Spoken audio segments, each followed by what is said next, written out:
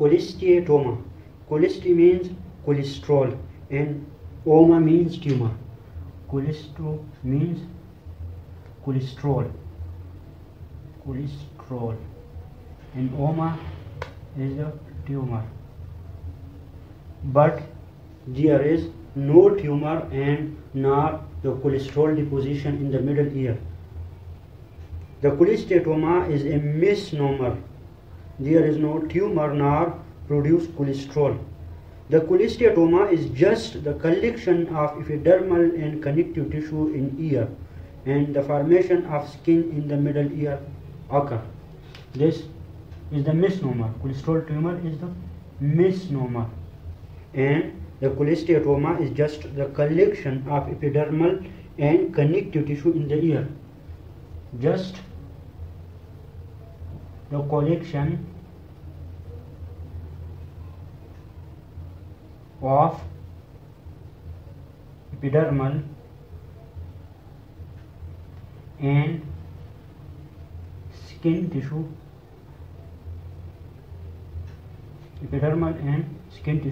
that is epidermal tissue and connective tissue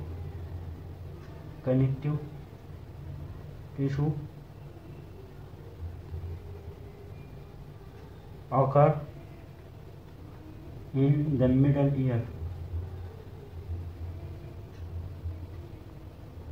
Just the collection of epidermal and skin tissue, that is connective tissue and epidermal tissue, occur in the middle ear is called cholesteatoma. The cholesteatoma are classified into three main categories. So the classification of cholesteatoma. Number first is the congenital cholesteatoma.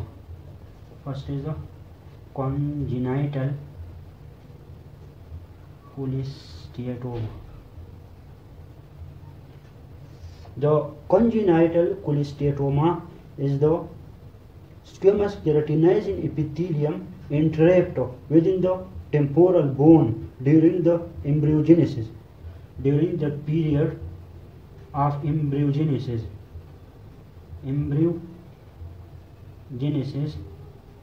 the squamous keratinizing epithelium entrapped within the temporal bone. The squamous keratinizing epithelium entrapped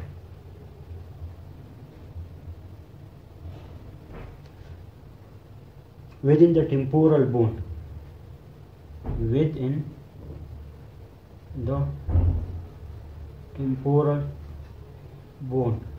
This entrapment within the temporal bone during the embryogenesis, the squamous keratinizing epithelium entrapped within the temporal bone.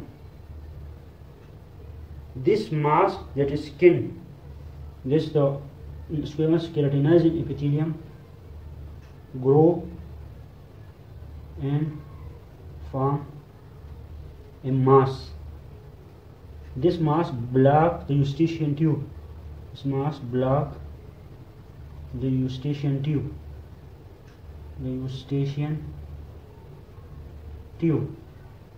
Due to the blockage of the eustachian tube, or they may also surround the ossicle. They may also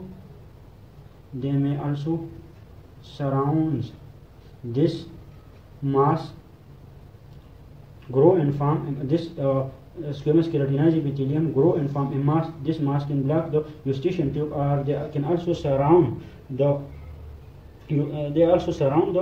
ossicular chain.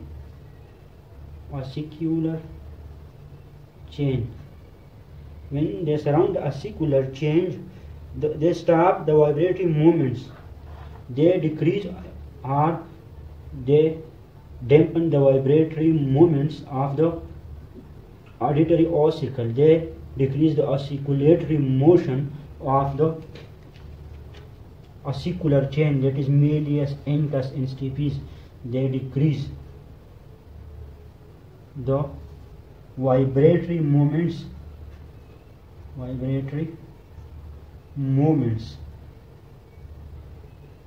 of auditory ossicle. In normal person, when sound waves come from the external ear, they vibrate the tympanic membrane, and the handle of the Mealyus are attached to the tympanic membrane. The vibration transfer from the handle of the Mealyus to the incus and then to the stapes, and the stapes they transfer to the oval window. But in this case, the mass surround the ossicular change, that is Mealyus, incus and stapes, and they decrease the vibratory moments of the auditory ossicle. So in this way, there is decrease in the vibratory moments of the auditory ossicles, and the sound energy that vibrates the auditory ossicle become decreases. So there is impairment in hearing. There is impairment in hearing. The second number classification of the cholesteatoma, that is the misnomer, that is cholesterol tumor. There is no cholesterol tumor, it is just the collections of the connective tissue and epidermal tissue in the middle ear. The second number classification is the primary acquired cholesteatoma. Primary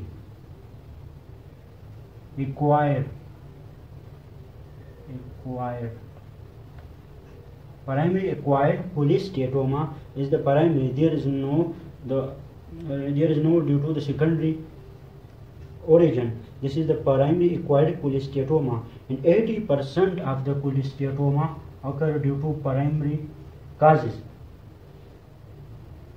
The dysfunction of eustachian tube, that is in the primary cholesteatoma, there is the collection of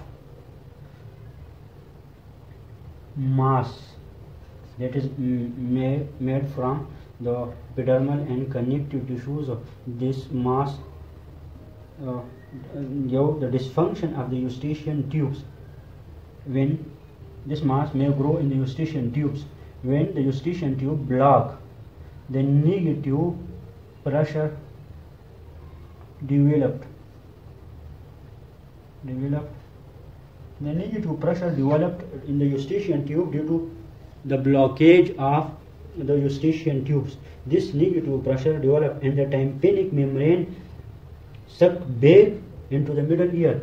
The tympanic membrane, due to the production of the negative pressure inside the middle ear, and that is the tympanic cavity, the tympanic membrane suck back into middle ear. The suction back of the tympanic membrane into the middle ear is called retraction of tympanic membrane or retraction pockets. This is called retraction of tympanic membrane, or they are also called the tympanic membrane pockets or the retraction pockets. Retraction pockets, that is, they see like a pockets. In the pockets there is the inward bulge and inward the tympanic membrane retraction occur. The squamous non-keratinizing epithelium grow. The squamous non-keratinizing epithelium grow. The squamous non-keratinizing epithelium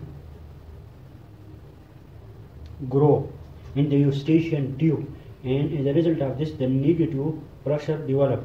The non-keratinizing squamous epithelium grow and form a ball of the squamous non-keratinizing epithelium in the eustachian tube, or they surround the ossicle. The motion of the ossicle decreases, and this mass of the epithelium may extend. This mass and this ball of the epithelium may extend to the mastoid. They may extend into mastoid bone. They also extend into the lateral semicircular canal. Lateral circular canal.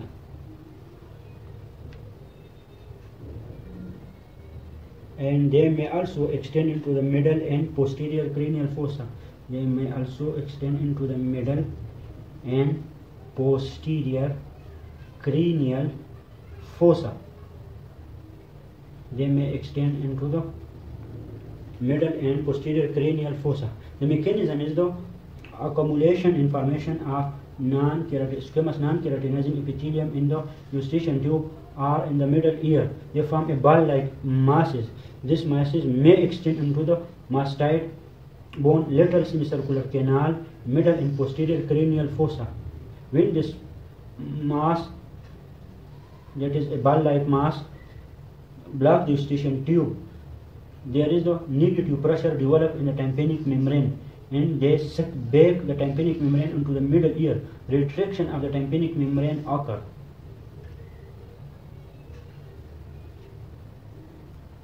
The number third classification of the cholesteatoma is the secondary acquired cholesteatoma. The cholesteatoma normally means the cholesterol means cholesterol and oma means tumor, but it is the misnomer. It is not cholesterol accumulation or producing, or it is not a tumor. It is just the collections of the connective tissue and epidermal tissue in the middle ear, or that is the round skin in the middle ear, that is formation of the skin in the middle ear. The secondary acquired cholesteatoma occur due to secondary cause. They occur due to secondary cause. The secondary cause may be acute otitis media. Acute otitis media. In the acute otitis media, when left untreated or there is resistance in antibiotic, they cause the perforation of tympanic membrane. They cause the perforation of tympanic membrane. When the perforation of the tympanic membrane occurs due to the middle ear infection, they can cause the secondary cholesteatoma. They cause the secondary cholesteatoma due to perforation of the tympanic membrane. They can cause the secondary cholesteatoma due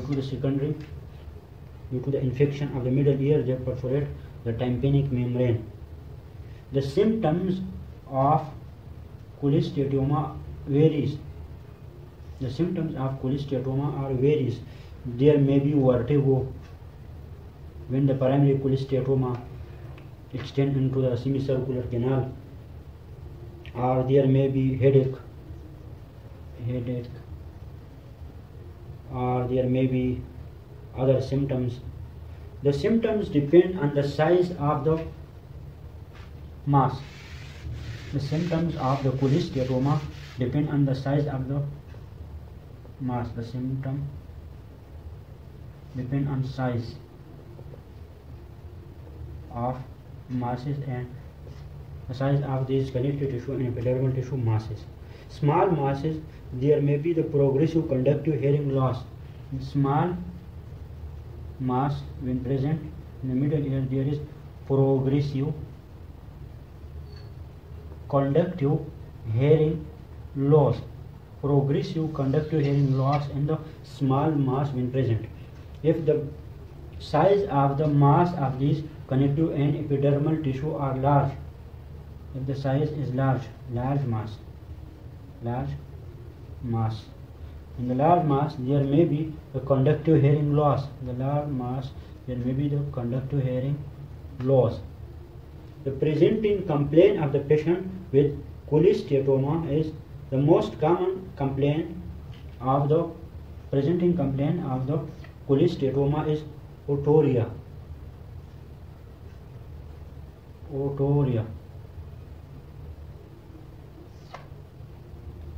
And painless ear in the acute cases and the early cases. Hearing impairment.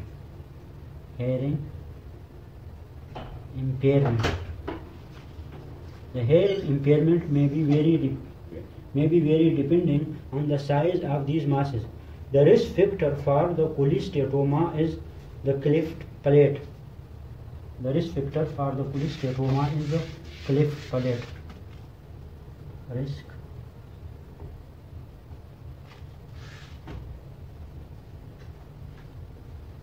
factor is the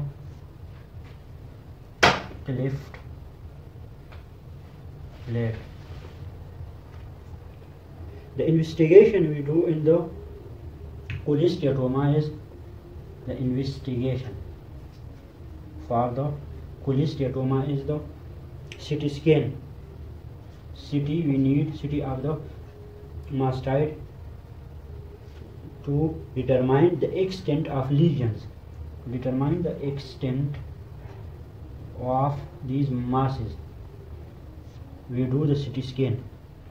The treatment of the cholesteatoma mainly is the surgical, but if the patient refuses to surgery or there is the dangerous risk factor for the anesthesia, then the medical treatment is preferred. But only the treatment is the medical in those patients who refuse the surgery,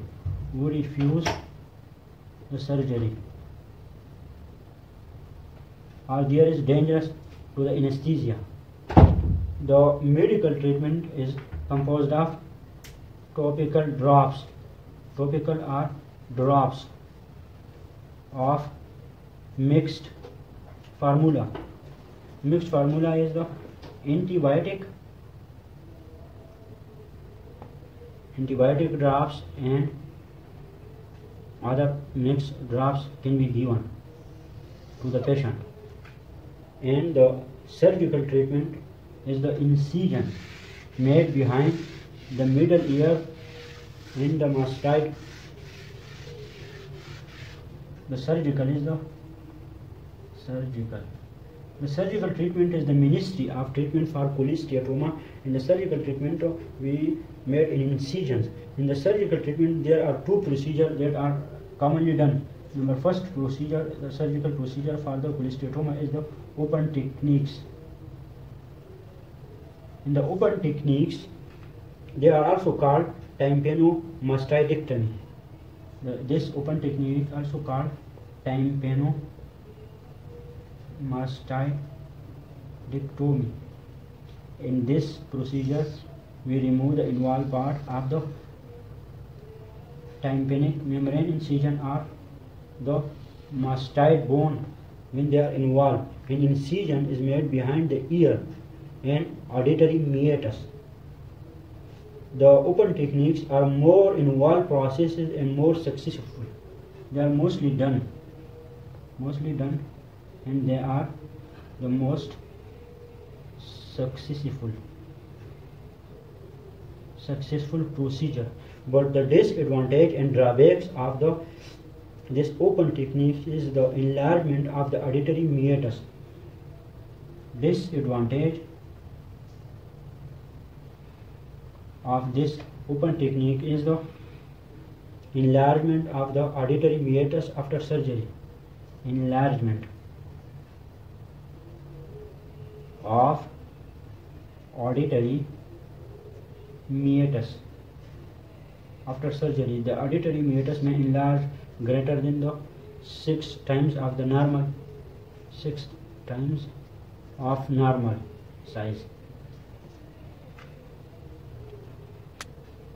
Number second technique for the cholesteatoma is the surgical technique, that is closed technique.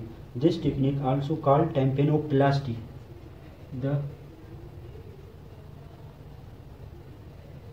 closed technique also called tympanoplasty. It is rarely done. It is rarely done because it is associated with the recurrent cholesteatoma. Associated with the recurrent cholesteatoma.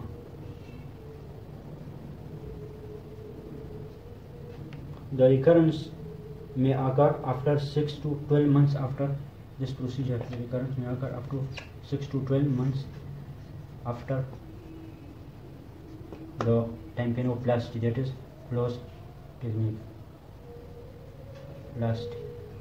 In these two procedures, we remove the abnormal connective tissues and epidermal tissue from the ear. That's open and close technique.